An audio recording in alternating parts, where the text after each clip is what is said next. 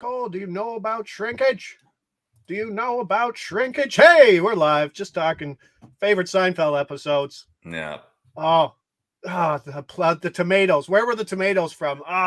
New Hampton tomatoes? I didn't watch Seinfeld, so I wouldn't know. What? Yes. Oh, man. I watch sports, man. Everybody always makes fun of me when I say I didn't watch Seinfeld. Yeah, how many times you think you watched Rock'em Sock'em videos? Yeah, probably more than a handful for sure. Oh yeah, not a ridiculous amount. What's a ridiculous amount? 100 times? Per video, yeah. Per video, yeah. Awesome. Welcome to Covers His Puck Props with 14-year NHL vet Carlo Colaiacovo. Hello. We needed Detroit or we needed Vegas last night for the win, and we got neither. The Amadio point was exciting. And it's I know it's something that frustrates you the most in sports betting when you're getting beat down 3-0 and you come back to tie it 4-4. Yeah. It is one of the biggest pet peeves I have watching sports. It's like, look, everyone takes the risk when you bet on a game, okay? It's hard to pick winners. When you do, you want to celebrate it. When you don't, you want to get angry at the world. I cannot stand football, basketball, hockey, whatever sport you're betting. When you bet on a team and it looks like the worst bet you made because right from the start, it's got no chance. Then the team finds a way to come back, tie the game, and it draws you right back in. You're like, okay, they've come back. They've got to finish this, right? No, they still lose. It's like, I want to say some swear words right now, but I'm not going to. But I just want to say, screw you. Just lose. Don't drag me into the fight. And it happened twice last night for us. It's tough to score 4 goals and lose. It's really tough. Scoring 4 goals and losing as a plus 135 favorite or dog that closed like plus 130, plus 125. So we got closing line value. They scored 4 goals. And they lost that little stretch of like 3 minutes in the first period where like the bottom line scored in Boston. That one hurt. But let's get on. All odds coming via Sports Interaction. Nice Amadio hit. The Amadio play was nice. The Stevenson Amadio double almost came in again. Yes. I mean, they obviously need some help, but we got the Raquel shot. The understayed in Buffalo. We saw. I mean, John Cooper got his team to kind of fall in line there. I mean, the results didn't come, but it was a much tighter game. Kucherov with another couple points. I mean, they're only getting points from those guys. It's absolutely insane. It's like point Kucherov, Hedman, and the Hagel point snapped. So sorry about that one. Whoever was on that, that was probably the quietest 13-point game streak I've ever heard of in my life. When they mentioned it yesterday. But let's get to it. You're on the panel today, are you not, in this barn burner of Arizona at Ottawa? I am. Arizona, 14 straight losses. Let's set the table. Josh Norris is out. He was centering the third line. He was centering PP2. Thomas Chabot and Jake Sanderson are banged up. Very questionable for today. Travis Hamonic is out. We are running out of bodies on this blue line yet again. They've had issues all year. Big minutes for our boy, Jacob Chikrin, who was third on the team in shot attempts per 60. Could possibly jump up to PP1 in place of Sanderson. He's plus 450 for a power play point. I know it hasn't adjusted yet, but we don't know. So we'll find out. The morning skate for the home team is right around this time. In half an hour. Half an hour. So if you can get ahead of that line and find out that if Chabot and Sanderson are out, that's probably meaning Chikrin jumps up to PP1. Wouldn't be a bad move to jump up and take that situation. We got Veg Melka in net. He's allowed 4+ goals in 15 of his 22 games. That is an awful number. So let's get right to it. Jacob Chikrin for a point, plus 105. Big minutes coming there. And the Ottawa team total over 3.5, a bit of juice. But this is a good spot for an Ottawa team that's scoring versus an Arizona team that just can't keep the puck out of the net. So we'll go Chikrin for a point at plus 105. We'll go Ottawa team total over 3.5, minus 130. At this point of the season, Carlo, between two teams who are out of the playoffs. Ottawa's 17 points out. That I was surprised to see it was that much. What is a motivating factor for Ottawa here? And how does this thin blue line affect their approach to a weak opponent tonight on the second game of a back-to-back? Well, the motivating factor is pride, right? Pride of being an NHL player, pride of being an Ottawa Senator, and pride of competing for an NHL spot on this team. If you see yourself part of this group in the season next year, or pride in your position that you believe that you could be a guy that could be moved somewhere else and catch someone's eye and help Ottawa recoup some assets for it. So there's a lot of pride in this game for both teams. Arizona, 14 games in a row after their loss last night.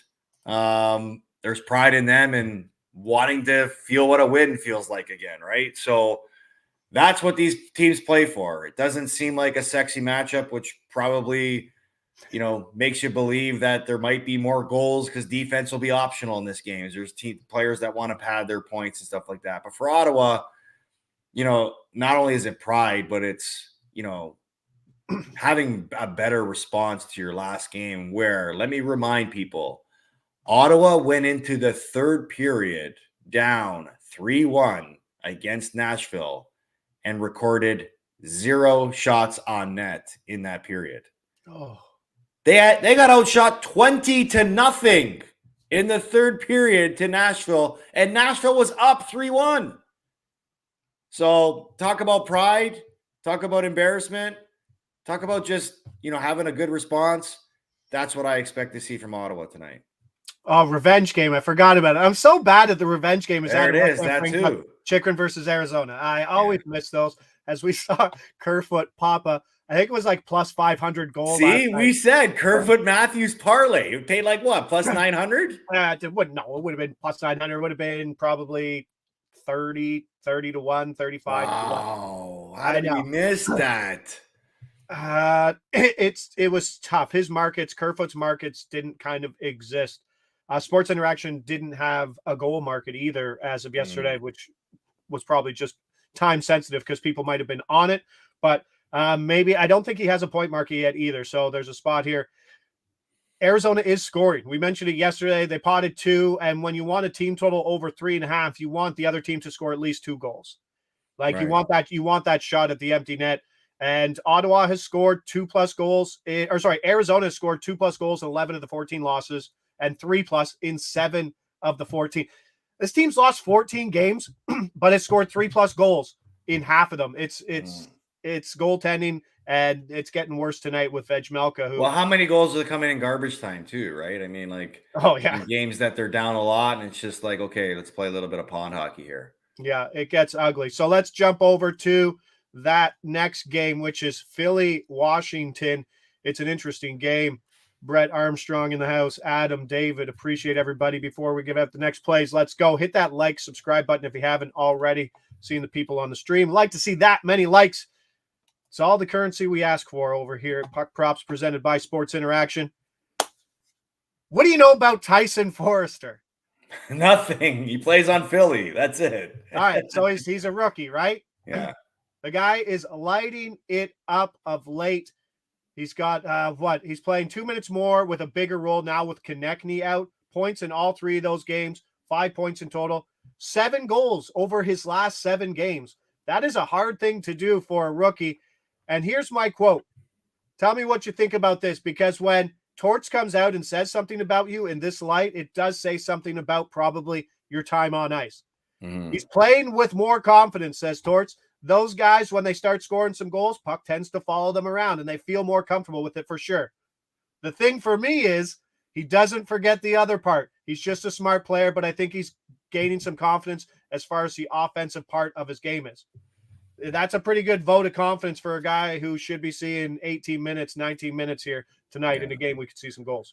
Yeah, no, absolutely. And, as you highlighted, Washington's been playing to the over a lot in their last couple games. So they're scoring, but they're giving up just as much. So, in a game that they played without Konechny last game against Tampa, Konechny's one of their best forwards too. You would have thought, it would have been a letdown spot for Philly, but they pumped Philly 6-2 in that game. And so, The offense has got to be riding high, and Forster's a guy that's going to be taking advantage of, more playing time, more opportunities, offensive zone, power play, maybe even play some penalty kill if Torch trusts him to play a little bit more defense. So he's going to get those chances. So I like, you always find these nice little edges. You did it with yesterday at Amadio, and hopefully we can capitalize on this today with Forster. Find injuries and you can find value for guys slipping in. You just hope that they have markets, and Forster does. He's playing on, I mean, there's no one line right now in Philly with Konechny out, but he's playing on the Lawton line, and Lawton's your boy, I believe. He's playing pretty well right now. He's taken, like, Couturier's dropped down. He's not the same producer that he was. Lawton has kind of stepped into that role. Top 6 line, PP1 for Forster. Both teams top 10 in scoring in February. And as you said, Washington is 6-1 to the over in their last 7 games. And this is a game, like, if I had to pick a tie, obviously, Forster, high hockey IQ. Yeah, we'll take it for a young guy when, I mean, you can get into Torts' good house as a young skater. That's certainly saying something. But, I mean, obviously the odds are telling. But if there was a game saying that this is kind of, if you had to pick a tie, Friday tie day, if you had to pick a tie, I'm not going out in there and doing it, but I think this is the game. What's your take on this Dylan Strome quote? Because Washington is what? Washington's a few points out. They're chasing, I believe they're chasing Philadelphia. 6 points behind the Flyers right now in the playoff race. They're 4-1-1 in their past 6 games, with that only regulation loss being that big 8-3 beatdown. This is from Strome. We're right there, and I think we've done a decent job in the last 10 games of battling back and putting ourselves at least within striking distance. We've got to take care of business tomorrow, meeting today, and then we've got a couple games before the NHL trade deadline. If we go 3-0 in these next 3 games, it's going to make the decisions a lot tougher. That's ultimately what we want as a team. Yeah. So basically, Strome saying they're playing for not to get traded. Yeah, they're playing for each other is basically what I take from that, because he's probably a guy that recognizes they've got a great group of players there. A lot of guys that probably like each other a lot, but sometimes, when you have too good of a group that doesn't meet the results, there's changes. And, that's probably what he's hinting at, that it's been a tough season up until this point. We're playing a team right now tonight, a team that we're chasing. So if we can get 2 points, we close the gap, because they get none, we get some. And then we got a couple more games here before the break. And maybe before the break, the mindset is you go out and add to the group instead of subtract from the group, which is what he's trying to at least, imitate here, and suggest that that's probably the conversation that him and the other guys on the team are having, is that they want the general manager to believe that they can go and make a playoff push versus selling off assets and making the job more difficult to play out the rest of the season. So if we take that mindset, and then we take the fact that they got beat, 8-3 by Detroit, what was that, Monday or Tuesday, coming off a bad loss, playing for each other, like you said, Washington, even money, home dog, not a bad look if you're looking. Not a bad look. You know how I feel about teams that get blown out and embarrassed, right? Oh, it's another great, it's another big one. Like, we did mention the West Coast trip. Boston gave up 4 goals. They won the game ultimately, but they still were sluggish and gave up 4 goals. I don't want to go Washington and the Forrester point. I think I'll take the Forrester point here at minus 105 just in this game. New Jersey and Anaheim. I mean, like, Anaheim could win this game. They're on the back-to-back. New Jersey's New Jersey right now. Yeah, but New Jersey had a blowout game against San Jose the other night. I know, but they put up a 9 spot or 7 spot? 7-2. New Jersey beat San Jose 7-2. Anaheim beat San Jose 6-4 last night. So they're both coming off, 6+ goals. So I guess it's telling us the over is the play, right? They're both scoring. You'd think so. Yeah. But New Jersey's been playing anything but good hockey. They rank 30th in expected goals against per 60 in February. Anaheim, 31st in expected goal differential in the month 2. So neither of these teams is playing stout defense. Special teams, Anaheim, this one's funny. You got to tell me how this works out. Anaheim, 30% power play. Don't worry about Anaheim's power play. Let's go New Jersey power play versus Anaheim's PK. New Jersey, 9% power play in February. Dead last. Wow. Yeah. Thanks. Jack Hughes really motivating that team. Anaheim, 32nd in PK. Oh, jeez. Yeah. Who wins? Yeah. Who wins the Something's battle? got to break in this one, right? Yeah. Or maybe there's no penalties and nothing breaks. Jack Hughes shot on goals. I looked at it's 4.5, paying like minus 180 to the over. I have no appetite. If I'm looking at points in this, I think the only value is probably Timo Meier overplaying on the top line with Bratt and Heischer. Hughes is playing with like Lazar and Palat at 5-on-5, which doesn't scream excitement with Toffoli on the third line. But here's the angle. This is the one that got you laughing. Radko Gudas, big minutes coming tonight. Over 2.5 block shots, plus 105. Lyubushkin, Gonzo.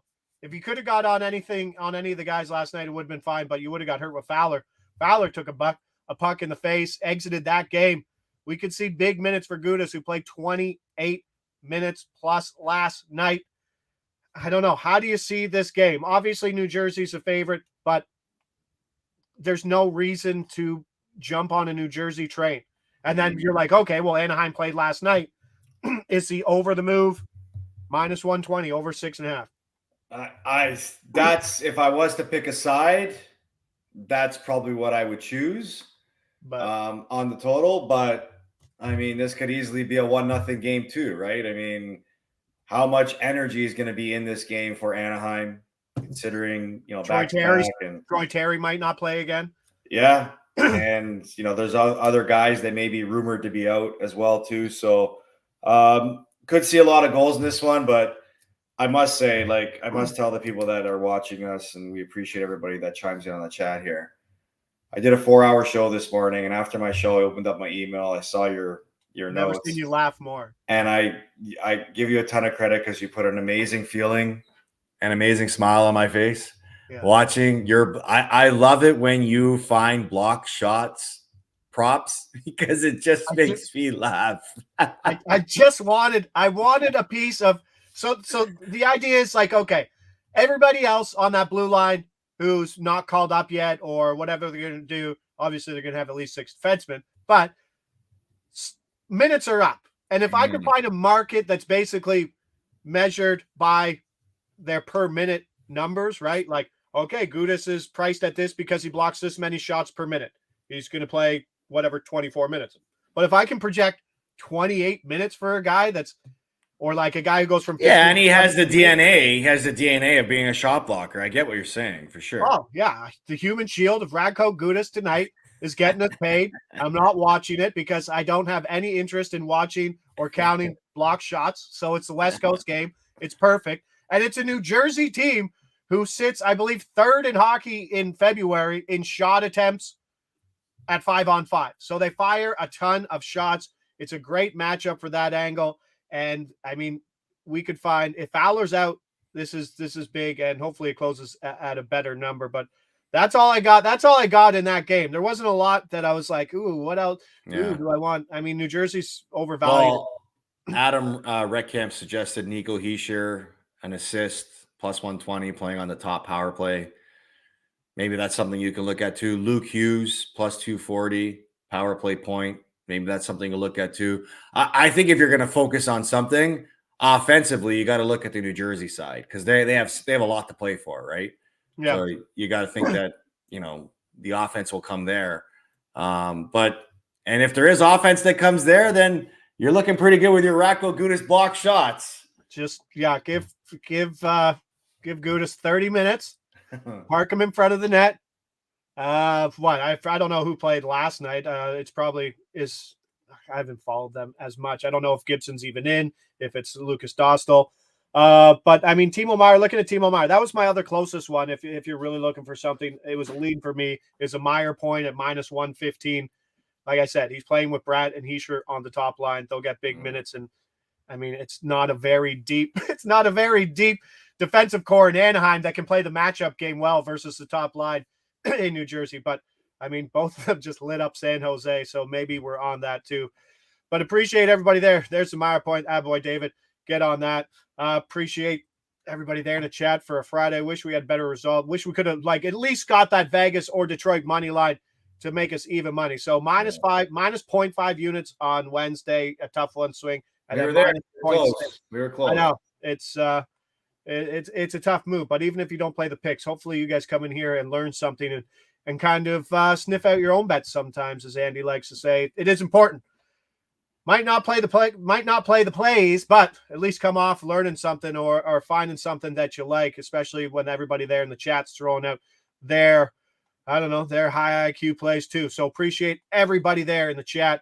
Appreciate you, Carlo, as that was great laughter to start off Friday with. It's what I do, buddy. I put smiles on people's faces. Oh, you do constantly. Yes. So that will wrap us up here at NHL Puck Prop for the week. Let's get that unit. We just need one unit to get back in the red this week, or get back in the black, sorry. Just a 1.1 unit in the red this week. Wrap it up, Josh. I'm Josh Ingles. He's Carlo Colaiacovo. This is Covers his NHL Puck Prop presented by Sports Interaction. Let's win some money. See you back here Wednesday. Buddy. All right, buddy. Will do.